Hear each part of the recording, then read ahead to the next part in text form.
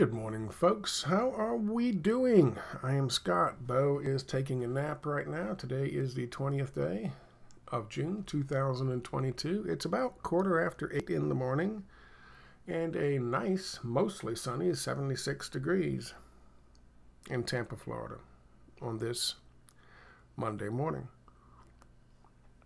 The day after Juneteenth, which I still to this day don't know what that means.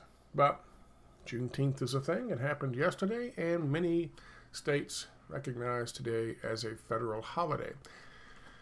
How are we? Today, we're going to talk about what happened in Colombia this past weekend. And some on the left, some comrades, as Roger Waters calls them. God, anybody who uses the term comrades, I just immediately turn them off. I'm just like, no, go away.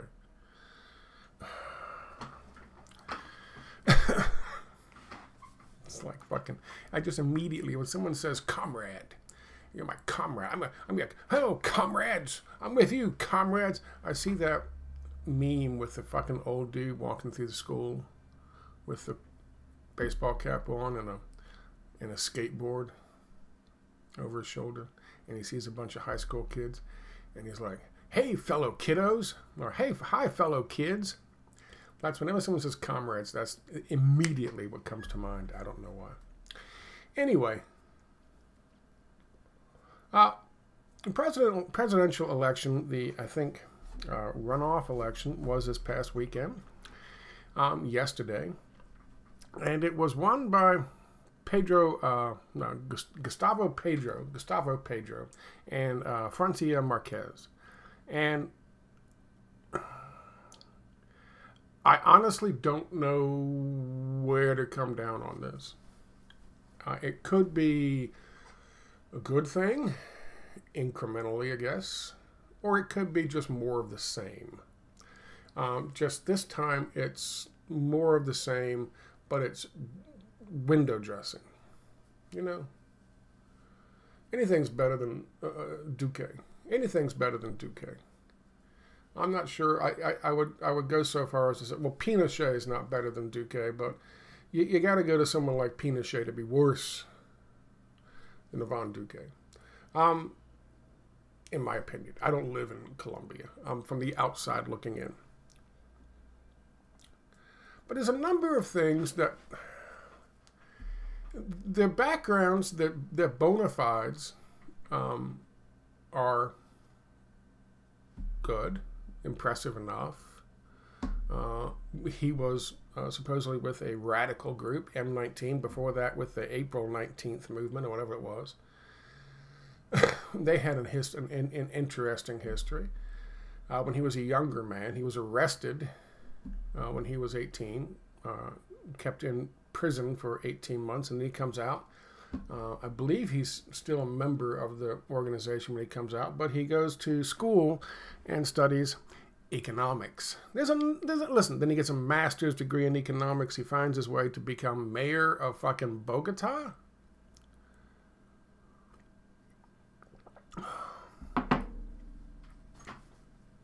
Somehow, as a radical FARC leftist becomes mayor, they let him become mayor of Bogota.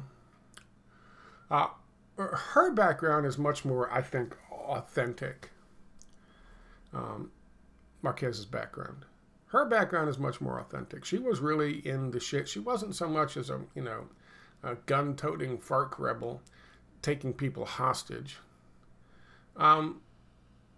Or stealing Simon Bolivar's sword for some fucking stupid reason.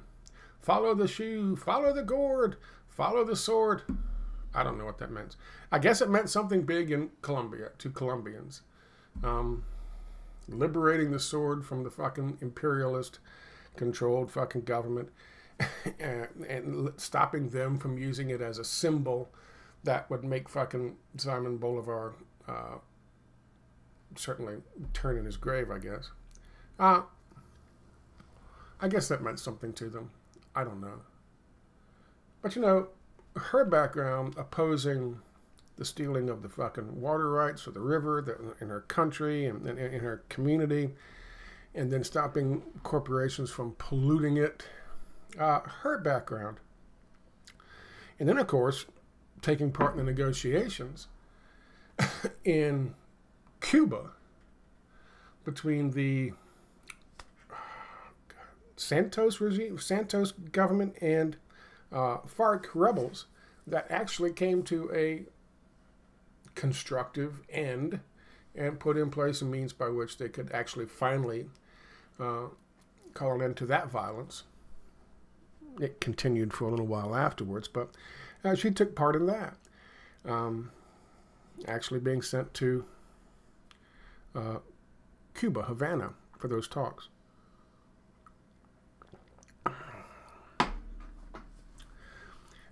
Let's have a listen to what he says right off the bat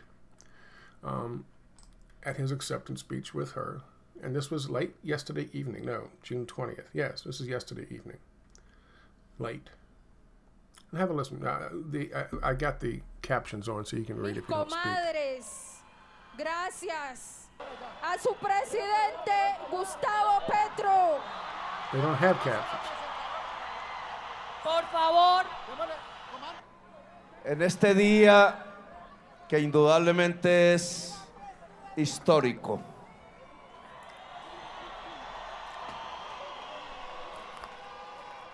Es historia lo que estamos escribiendo en este momento, una historia nueva para Colombia, para América Latina, para el mundo.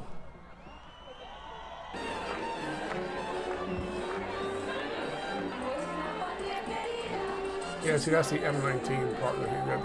His party, his organization, M19, well, it wasn't his, but his M19, which was an offshoot from the April 19th movement. They turned into a political party, a political movement.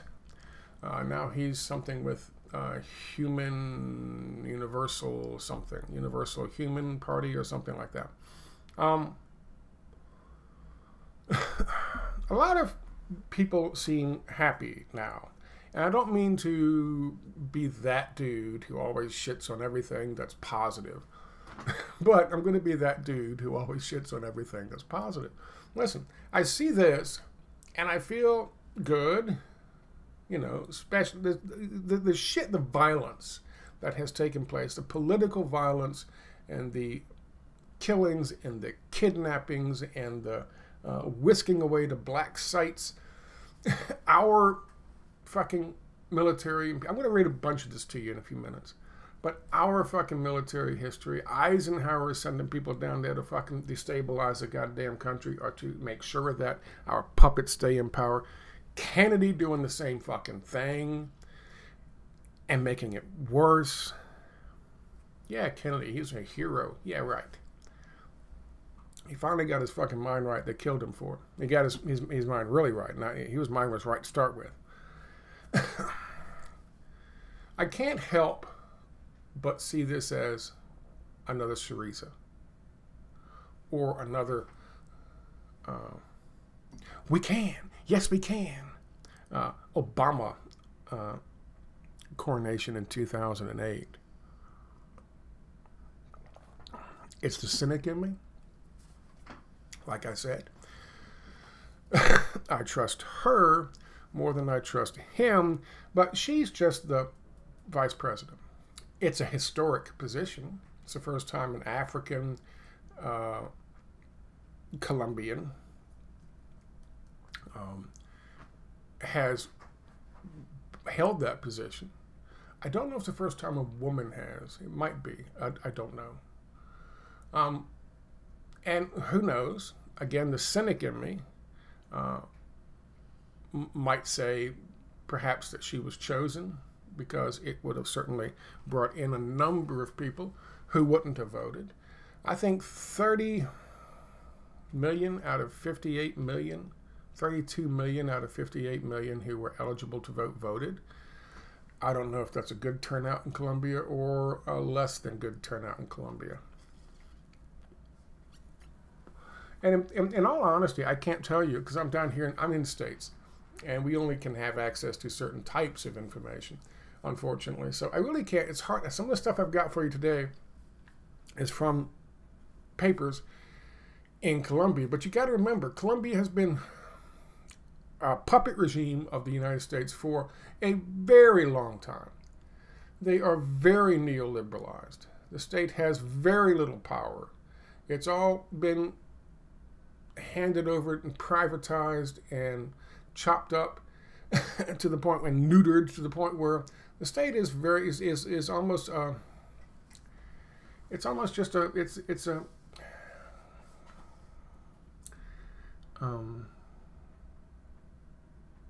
just a it's kabuki theater. It's shadow theater.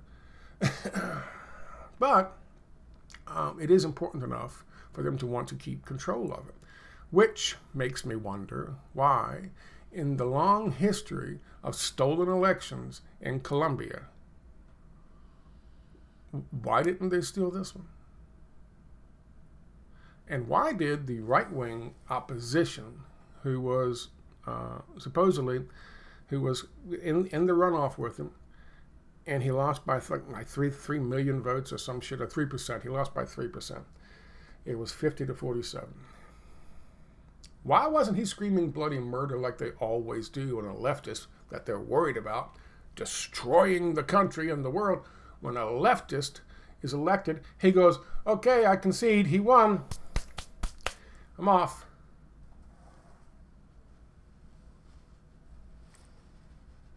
Methinks thou don't protest enough, to be honest with you.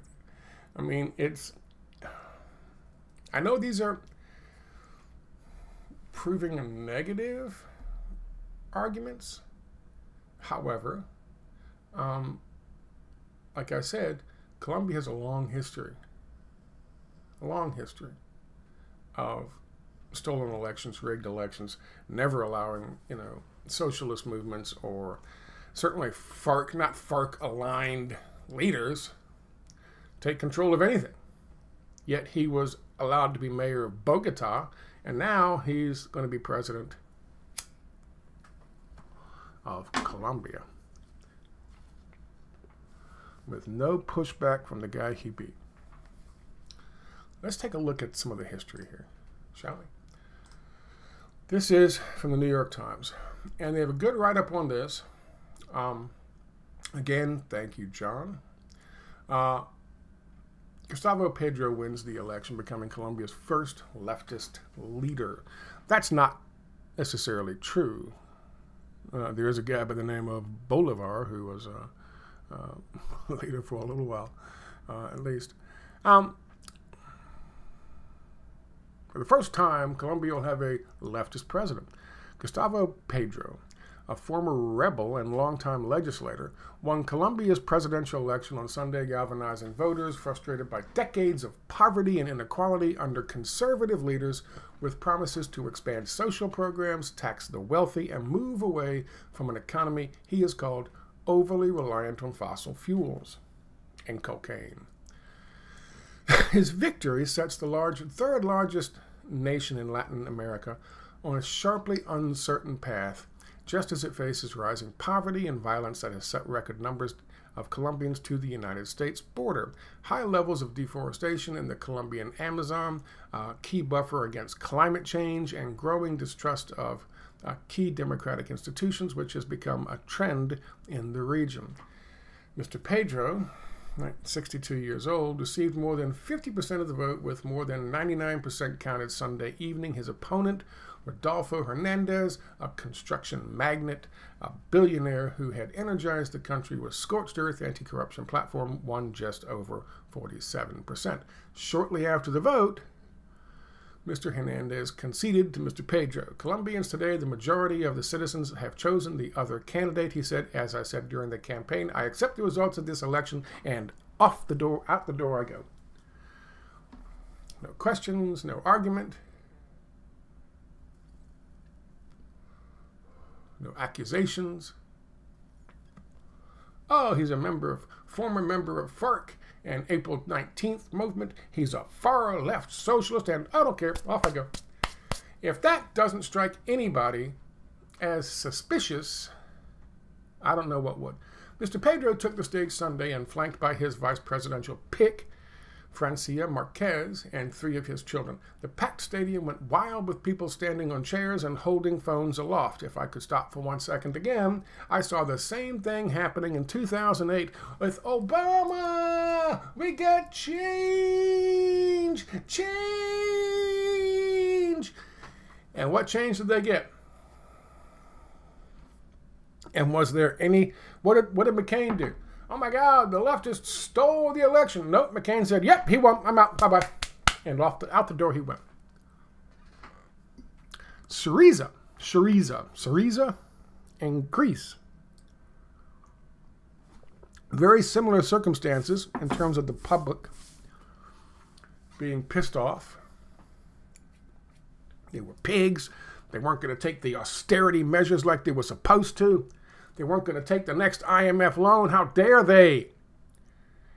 And in came Syriza with their fucking party leader. I forget his name, a sellout. And the guy who was with him, that economist who I wrote back in the day, was a fraud and was obviously a pure fucking neoliberal. In they came. Yay, we got change, change. It took less than a month for him to sign the fucking IMF deal. All the wind in the sails of the protest that was going on and the anger and the frustration was gone. Because holy fuck, now what do we do? Syriza. Change. He pledged to govern, this is back to the article here, Mr. Petro, pledged to govern with what he has called the politics of love, based on hope, dialogue, and understanding. Just over 58% of Colombia's 39 million voters turned out to cast a ballot, according to official figures. The victory means that Ms. Marquez, an environmental activist who rose from poverty to become a prominent advocate for social justice, will become the country's first black vice president. Doesn't mean she's the first female. Doesn't say that. I don't know that. I don't think she is. In fact, I'm not sure about it. Is she replacing a vice president who was a female? I don't know. But I did want to say about her that she has had a remarkable life. I mean, a remarkable life. Real activism. Real pushback on corporate entities trying to screw over her community. That's where she started. Came from real poverty. And then found herself in a situation where she was part of a group who were sent to negotiate and come to terms, make a deal between the government of Santos, I think Santos is his name, and FARC. I mean, that's an amazing fucking background. That's an amazing transition. That's an amazing odyssey. And now she's vice president of Colombia. I have to say my hats are off to her. My hat is off to her. I don't have a hat yet. It's coming in the mail today. Mr. Pedro and Ms. Marquez, back to the article. Victory reflects an anti-establishment fervor that has spread across Latin America, exasperated by the pandemic and other long-standing issues, including a lack of opportunity. The entire country is begging for change, Fernando Posada, a Colombian political scientist, says, and that is absolutely clear. Change.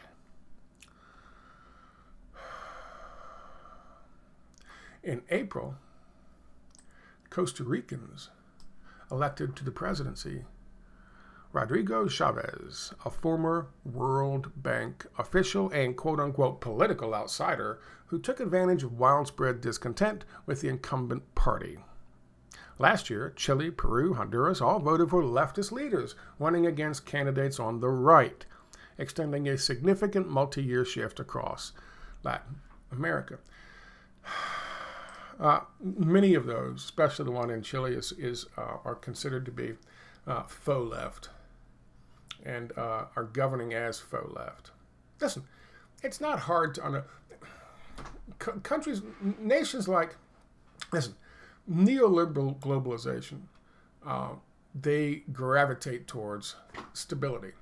And the best and most, and you've heard them say this before, you've heard people talk about this, the best fucking government, form of government for business is a junta, is a dictatorship, which is why we're going to stick a junta into fucking Ukraine. You just watch. I just saw the general that Lira was promoting a week back, getting some positive press in the New York Times, bitching about fucking Zelensky. Keep an eye on that one. Dictatorships, juntas, are the most stable form of government. And if they can keep that shit going like Saleh and fucking Yemen. Saleh was in Yemen, right? Yeah. Mubarak was in Egypt. If they can keep that shit going for 20, 30 years, they're happy as clams, big business. Because that means nothing is going to fucking change, and anybody who would threaten to change it and come in and put a socialist government or, some other or populist government, real populist government in charge that would change laws and stop with the open borders and allowing the hot money speculators in like Soros, that could cause problems for business. They hate that. They don't like that. They want to know that the shit is going to remain on fucking keel, on an even keel, no matter what. Now, if you look back at our system, since 1980 until now, I mean, we've been on that same trajectory. Yeah, the left and the right, some want abortion, some want, take away your guns. But on the important shit that the people who run the country think of as important, deregulation, low taxes on business, low taxes on fucking big business, on billionaires, privatization, less government. On stuff like that, they've been very consistent. Ergo, as the median income and the real income for Americans has declined, as the GDP goes up, Wall Street has, and their earnings have just gone through the fucking roof. So it doesn't matter in the United States as long as you have control of both parties. As long as you have control of both parties, and as long as everyone in the country accepts the fact that you're going to shit on fucking Ralph Nader and blame him for a stolen election that he had nothing to do with in 2000 because he's a smaller party. You shouldn't have smaller parties. You got to go with one of the two business parties, and that's it. That's how it works. And then, of course, the left party, as Bill Clinton said, well, we got to go to the right if we want to win the election. So they move further and further and further to the right until, as Barack Obama said after he left office, his governing policies and his policies would have been right of Reagan back in the day. And they were. And that's not by chance. So places like Colombia, they have rigged elections repeatedly. Certainly. And even to some degree, there's 500,000 fucking votes missing out of the fucking primaries, their version of the primaries, or the first round of elections. This cycle, 500,000.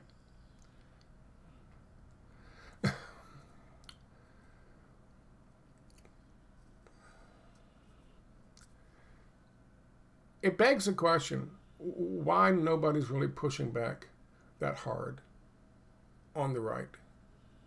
that mean something, that matter in fucking Colombia on this guy's election. It remains to be seen if he will hold up to any of these promises, these left-wing promises, these socialist promises, promises that should be made. It remains to be seen whether or not he will adhere to any of them, whether he will be allowed to adhere to any of them. Of course, we know, you go back to Clinton, you go back to fucking Obama, and now, of course, with Biden. Plenty of promises. AOC, Bernie Sanders, plenty of promises. None of them, they held true to none of them. The universal health care was Romney care. And it was a handout, it was a fascist handout to big business to mandate people had to buy insurance. Even if they had just come out of college, they were perfectly healthy, they didn't need fucking insurance. You got to buy that insurance. Why? Because older people need the insurance and you're the ones who are going to help pay for it. Bullshit. Older people need the insurance, which means they have to pay, the insurance companies have to pay, and they lose profits. Younger people have to pay into it, even though they don't want it and don't need it. They've got to pay into it so that those profit margins aren't chewed away by actual people who need the fucking health care.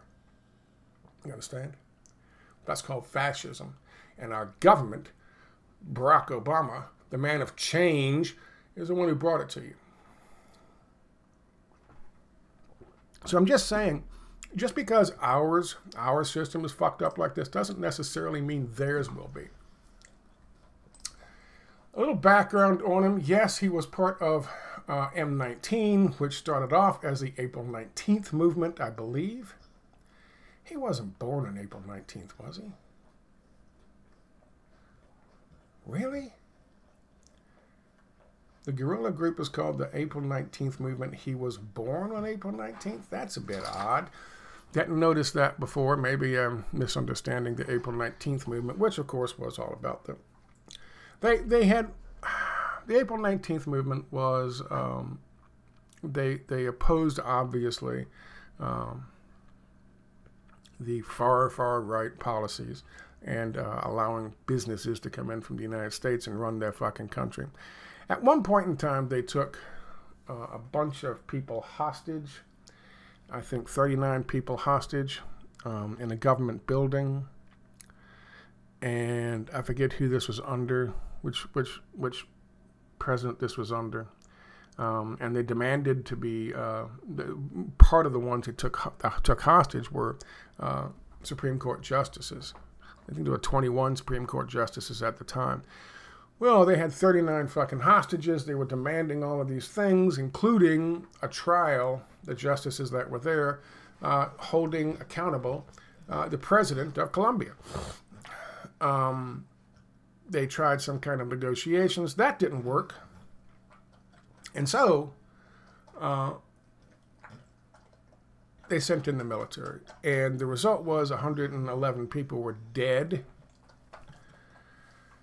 11 of which were Supreme Court justices. 11 of the 21 Supreme Court justices. Now, I don't know, I can't tell you, I'm not smart enough to know whether or not those 11 justices just happened to be the left-wing justices. And whether and who they were killed by. There's contentions that Noriega funded that and came up with that plan. I don't know. We also know Noriega's a CIA plant. So, who knows? But there's his background. It's less, I think, respectable than hers. If I had to choose, if I was a Colombian, I think I would choose her to be the president over him. Simply because I don't see anything really that stands out as questionable in her background. And I don't mean the April 19th thing. I think he was too young to be involved in that. He was involved in that. and that was 1985. He was involved in that in 1985, but I don't know if he was actually one of the ones who was holding a gun and holding people hostage. He was arrested in 85 for possession of a firearm and being affiliated with the April 19th movement, so maybe he was. I don't know.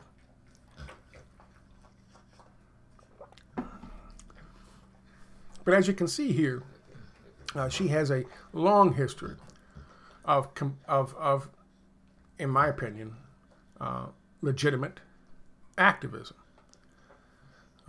And she puts herself on the line. She doesn't just talk about it like some talking head on YouTube or BitChute. She actually puts herself on the line and is out there doing it. And she's fighting these things for years. She's fighting these things for years. So I have much more respect for her than him, just to be clear. I hate this guy. I'm starting to hate this guy. Young activists who supported last year's national strike are being rounded up in a series of police sweeps cynically called Plan Democracy.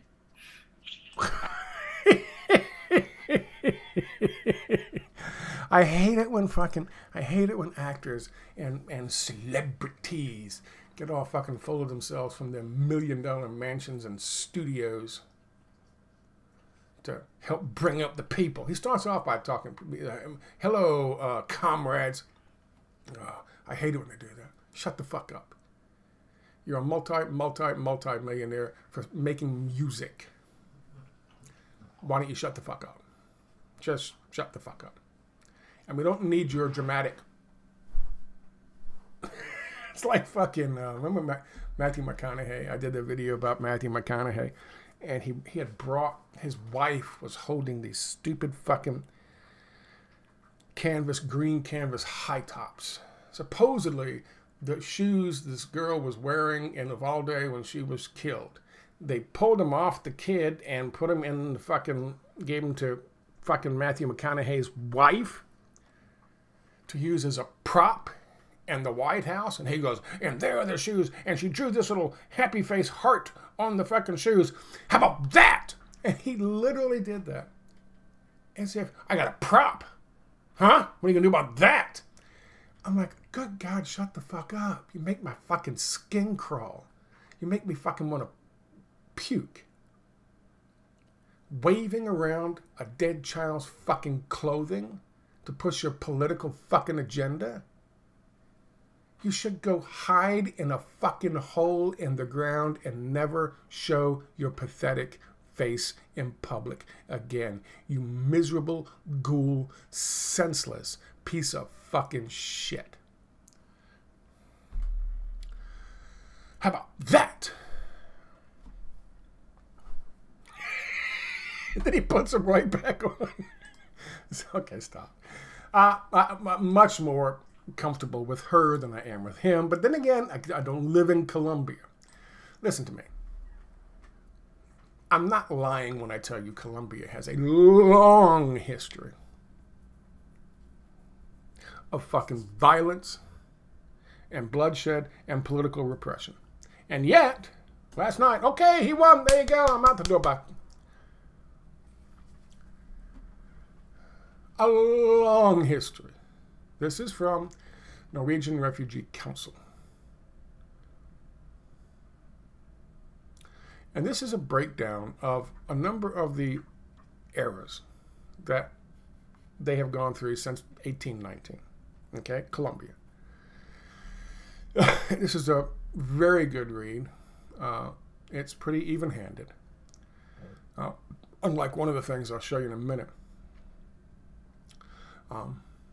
But there's one section of here that I wanted to talk about, which was an area of called La Violencia. And this is 1948 to 1957. Violence erupted and atrocities took place during La Violencia. This is the darkest chapter in the history of Colombia. The violence continued in the name of parties, village against village, and peasant guerrillas against the army. A liberal guerrilla leader that began fighting with the communists was Pedro Antonio Marin, who later adopted the name Velez, I can't pronounce all the rest of it, Manuel Velez, and became the leader of the guerrilla movement, FARC. La Valencia lasted from 1948 to 1957 and cost 200,000 people their lives. Between 1 and 2 million people were displaced, 150,000 crossed the border into Venezuela, and others sought refuge in the city and settled in the lowlands in Los Llanos. Many smallholders fled the countryside because of the terror by criminal gangs who served a paramilitary function, and large landowners could add several acres to their properties. 200,000 plots of land changed owners during this period. I mention that because FARC obviously factors into both of these. I believe he was part of the M19 movement, which was outside of FARC, but it was still supposedly fighting for the same goals as FARC, and M19 was basically the April 19th movement. She, on the other hand, of course, her connection with FARC was that she took place in the negotiations and the settlement deal in 2014. And then she was actually, in 2017 on, she was on the committee, the council, that maintained the National Peace and Coexistence Council, that maintained the compliance of the peace agreement between the government and FARC. And as it says here, she served as the council's president in 2021. So that's why I mentioned FARC. I want to show you that because that ties into a bit of their history. This is from the history, again, more of our, this is our intervention. 50 years of U.S. intervention in Colombia. This is part 1. This is from Colombia Reports. Obviously, Eisenhower involved in this low-intensity combat. We're talking about coin strategies, counterintelligence operations. But I wanted to read about this, show you this. This is Kennedy. Oh, he's such a hero. He's such a leftist. No, he wasn't. I don't know how many times he tried to kill fucking Castro, put his brother in charge of that bullshit. But this is what's from Colombia Reports. Relying on mantras that depict coin as a more advanced, culturally sensitive type of warfare, PR campaigns have masked the fact that counterinsurgent tactics erase the division between civilians and combatants. Erase the division between civilians and combatants. I want you guys to think about this. Divisions are simplified into the notion that you were either with us or against us. This does not lead to culturally sensitive warfare. It leads to civilian deaths and a strong sense of mistrust among the population. There's no such thing as a culturally sensitive war. You were either with us or against us.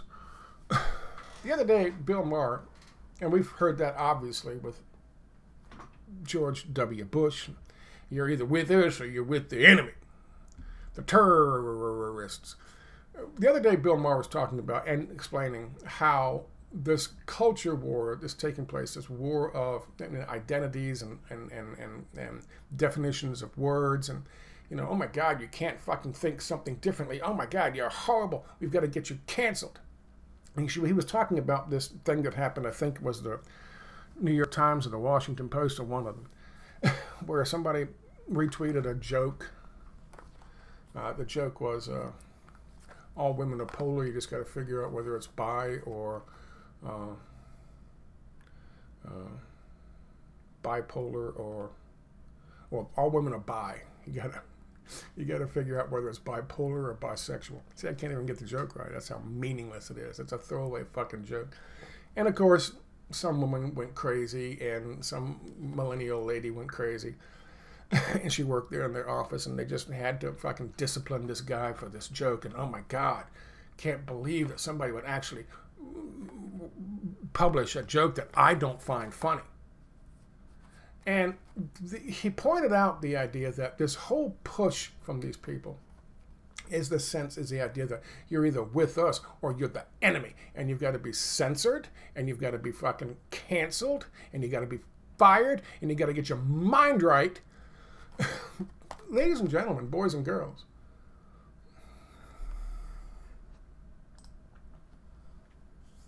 that's counterinsurgency tactics.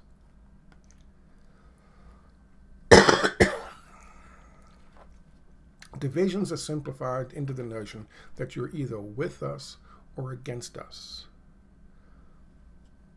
It's culturally sensitive warfare. And of course, that can't exist. But, just to point out, Kennedy, increased the coin warfare going on in Colombia. And when I say, counterinsurgency warfare in Colombia, some would say, well, counterinsurgency and coin, they're also hearts and minds, and they're trying to get people to love the government. That's maybe a tenth of the budgeting. The rest goes into death squads. Paramilitary groups, as they call them in Colombia, but death squads. That's where the rest of it goes. That and trying to figure out who's fucking leftist, who has the wrong ideas, who has the wrong thoughts. Snitch on your neighbor, you get a few dollars in a USA fucking micro loan, and we'll disappear and take them away. That's the kind of shit we're talking about. That's what was going on in Colombia and has been going on in Colombia for quite some time. Yet somehow or another, this election takes place. This is an article talking about the voting fraud in Colombia and how elections are rigged. I told you earlier that there were questions just as recently as the first round of elections in this one. This is from Colombia Reports again. Colombia's election fraud scandal was not invented by the extreme left, as Manuel Santos claimed, but is the result of years of neglect to look into the widespread rigging. Presidential candidate Gustavo Petro on Thursday hit the headlines after he called for protests on Election Day, but he is far from the first to speak up. Multiple politicians, two courts, and electoral observers have been urging measures for years. The deteriorating crisis began March 19, 2014, when millions of Colombians took to the polls to elect their current senators and representatives. At least 500,000 voters were cheated. Immediately after the election, rumors began to circulate about fraud. Then presidential candidate Romero said on Twitter that ballots were missing across the country, while fellow politicians like Juan Luis Castro deemed it strange that friends and family didn't appear in the books. President Uribe echoed cries that elections were illegitimate and that President Manuel Santos, who would be reelected 2 months later, pretended nothing was going on. But they were problems have been and suspicions have been confirmed by observers, international observers. It has been a shit show in Colombia for a very long time. This is from 2018. This is the second time this guy ran for election, for president.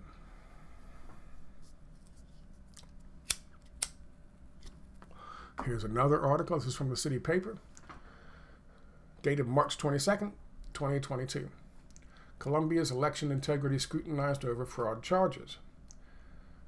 In one of the most damaging episodes to the history of Colombia's electoral process, just days after the National Register delivered the final vote count on the ballot for March 13th, the legislative primaries, and election of the three coalition presidential candidates, Petro of the historic PAC coalition cried foul, claiming that 500,000 ballots to elect senators and House representatives of his movement were not accounted for. That's what I was talking about just in March. It is a standard operating procedure. And yet, not a peep out of what happened yesterday. And in fact, the dude concedes and walks away, and out the door he goes. No problem. I accept it. I'm off. Goodbye. This is an article that I had to find. It's on foreign policy, but I don't have a foreign policy thing that costs a fucking fortune. So I used Aunt Bibi's trick. Thank you very much, Aunt Bibi. If you don't follow Aunt Bibi on Twitter or YouTube, why not? She said, Scott, what you can do is you can take the fucking IP address from this, you can plug it into ye old Wayback Machine, and some will have the censored version, some will have the full version. And I read the full version, and for the most part it's interesting, but then it gets into some real bullshit, which you would expect from Foreign Policy magazine. However, the very first couple paragraphs should be a warning to all. This was published January 24th, 2019. The date matters. Title: Davos has learned to fake populism. The world's most powerful economic elites are using anti-globalist rhetoric to help turbocharge globalization and enrich themselves. God damn it. He's going to keep beating on that fucking door. Give me 1 second. Fucking homeless guy. Which means Bo will keep fucking barking. Stop barking.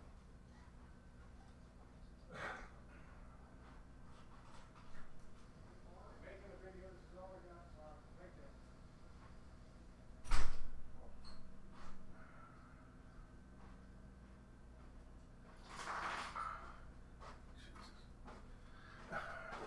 No good deed goes unpunished, correct? Correct. Anyway, this is about understanding how the World Economic Forum has learned that they are fucked, the gig is up, neoliberal globalization is going to have to make a change, or they are going to be recipients of a big old fucking pitchfork and torches get together someplace in their fucking, on their mansions, on the grounds of their mansions. So they better do something. January 2019. You don't have to believe Klaus Schwab is a deep thinker to believe he is an important one. Founder of the World Economic Forum, the annual meeting of business leaders and politicians in Davos, Switzerland, that has been convening this week, has always naturally articulated the views of the world's economic elites. So when Schwab publicly throws globalism under the bus, sounding like a leftist university professor while he's at it, it's worth paying attention. In the run-up to the 2019 World Economic Forum, Schwab wrote an article in which he declared that globalism is an ideology that prioritizes the neoliberal global order over national interests. Schwab, like the broader Davos set, is trying to adjust to the age of populism. But it's not to suggest that they're surrendering to it. It's quite the opposite. Schwab's anti-globalist shift is a hijacking attempt. It shows how corporate elites are trying to accommodate nationalist populism while still maximizing their own personal gains, which, of course, come at the expense of the very masses they're attempting to appeal to. Now, he goes on to misdefine globalism and suggest that globalism is okay, and the only reason that globalism came about, not because the elites who control businesses and who control financial fucking sectors and they control banks and politicians are doing this in order to enrich themselves. No, according to him, globalization has come about because of global warming and because of COVID, or the anger and the hostilities that come because of global warming and COVID. He goes on to promote the World Economic Forum while supposedly calling out the World Economic Forum. That's how disinformation works. But he is absolutely true. And this was, again, January of 2019.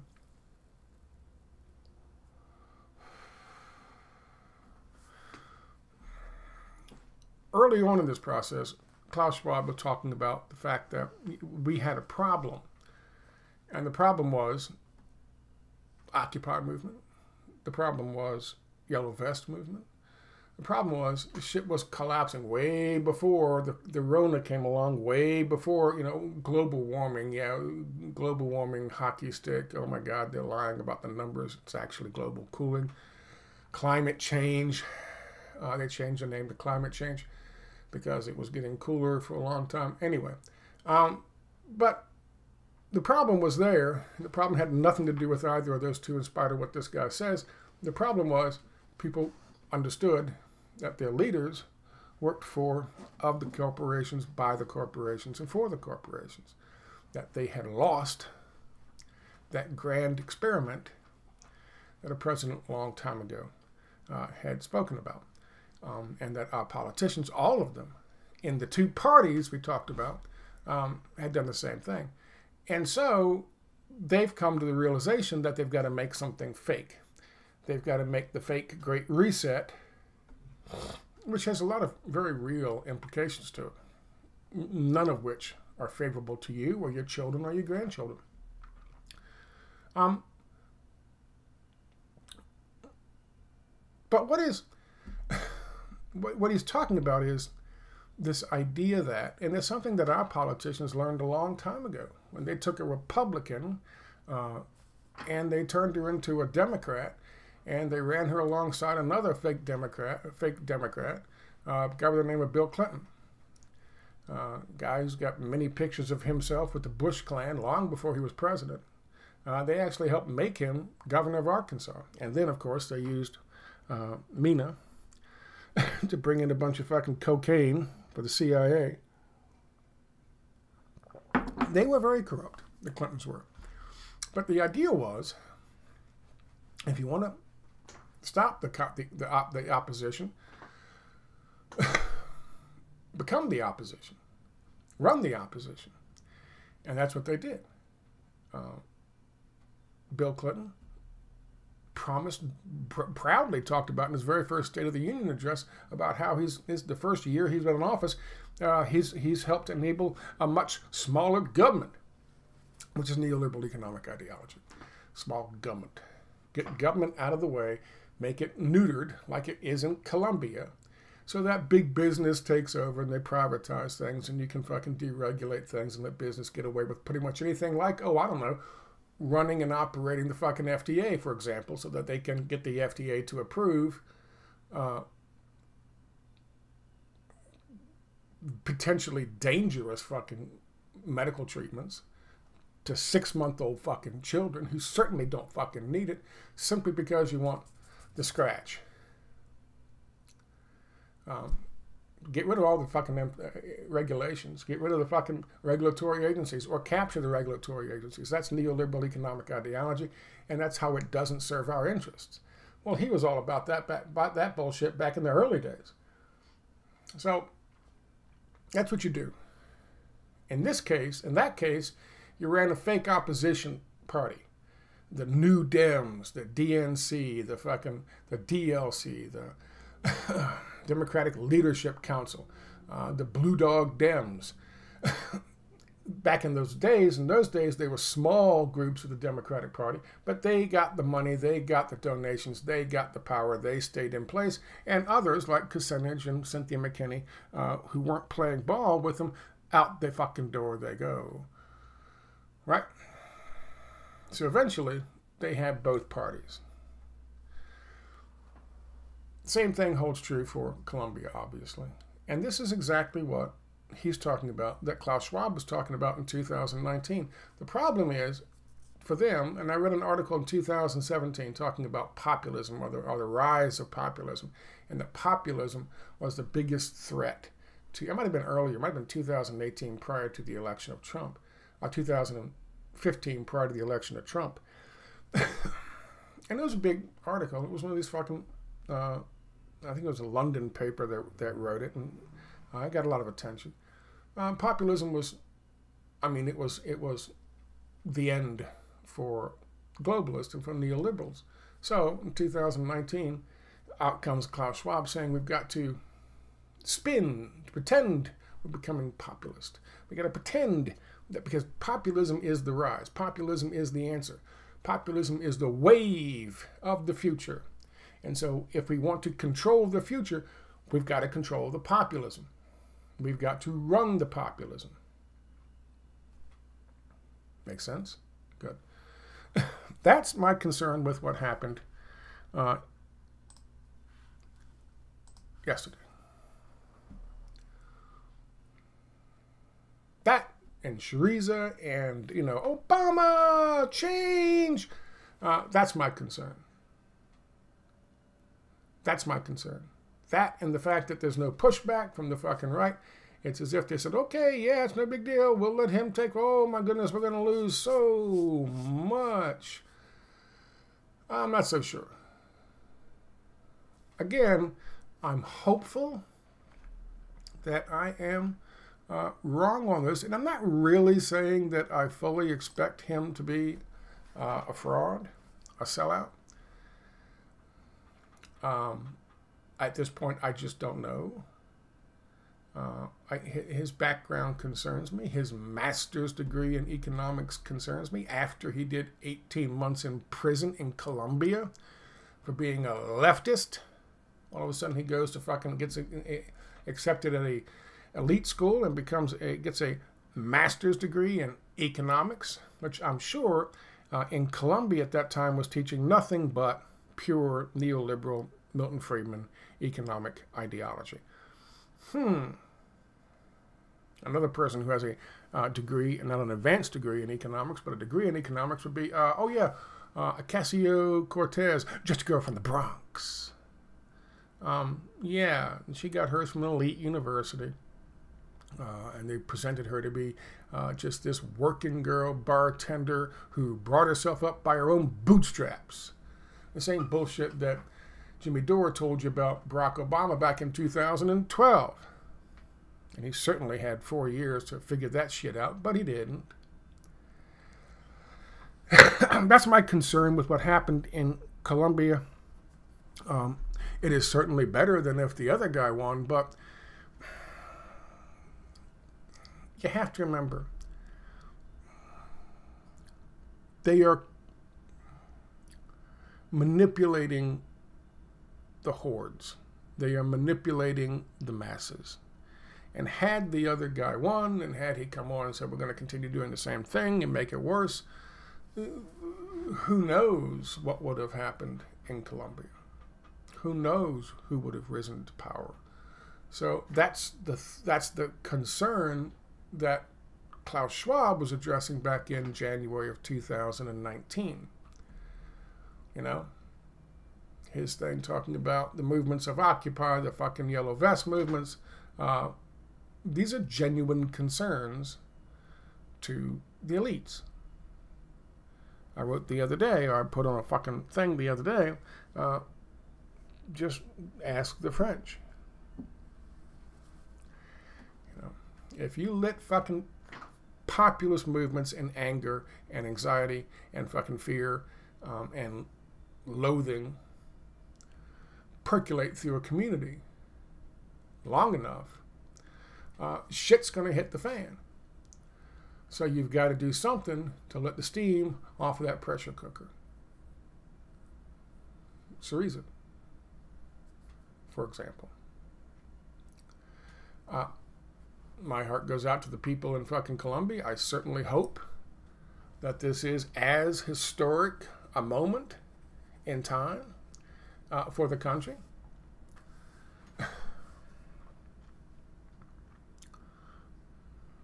I certainly hope that things get better for them and that this president, Petro, is capable of delivering on at least some of his promises, unlike presidents on the left in our recent past.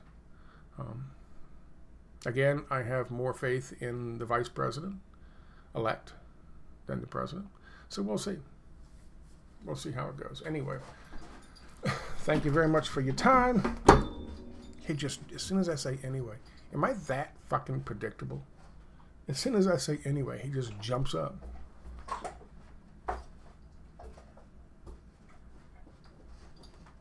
Am I that predictable, Bo? Is that what you're saying? I'm that predictable. Oh, wait a minute, I gotta make my entrance. You're fucking... And it's Bo.